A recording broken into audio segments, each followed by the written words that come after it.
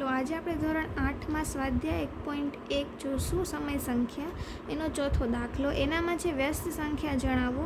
એટલે આપણને આ 6 દાખલા આપેલા છે, એનામાંથી વ્યસ્ત સંખ્યા આપણને કહેવાની છે. -13ની આપણને વ્યસ્ત સંખ્યા લખવાની છે. તો વ્યસ્ત સંખ્યા એટલે કે કોઈ પણ સંખ્યાને ઉલટી કરી નાખવાની, ઊંધી કરી નાખવાની. તો અહીંયા -13 છે તો આપણે લેશું 1/13. પણ જે 13 છે એ માઇનસમાં છે એટલે -1/13 આન્સર. હવે સેકન્ડ -13/19ની વ્યસ્ત સંખ્યા આપણને લખવાની છે.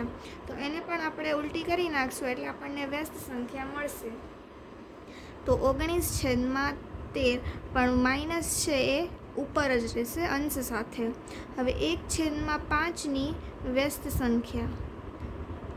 તો આમાં બંને જે અંશ અને છેદ જે બંને છે એ પ્લસ છે, તો 5/1 અથવા ખાલી 5 પણ લઈ શકીએ. હવે છે ચોથો -5/8 ગુણ્યા -3/7ની વ્યસ્ત સંખ્યા લખવાની છે. તો પહેલાં -5 ગુણ્યા -3/8 ગુણ્યા 7 અંશ અને છેદનો આપણે ગુણાકાર કરીશું.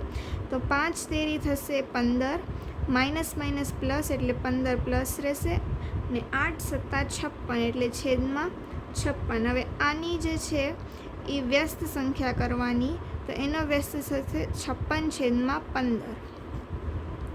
હવે પાંચમું -1 ગુણ્યા -2/5. હવે આની વ્યસ્ત સંખ્યા કરવાની છે, તો ઉપર કર્યું એવી જ રીતે -1 ગુણ્યા -2/5. આ બેનો ગુણાકાર 1 દુ થશે એટલે માઇનસ પ્લસ એટલે 2+/5ની વ્યસ્ત સંખ્યા.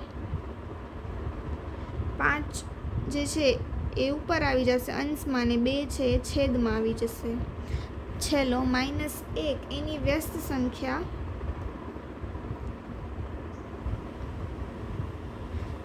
-1 રહેશે.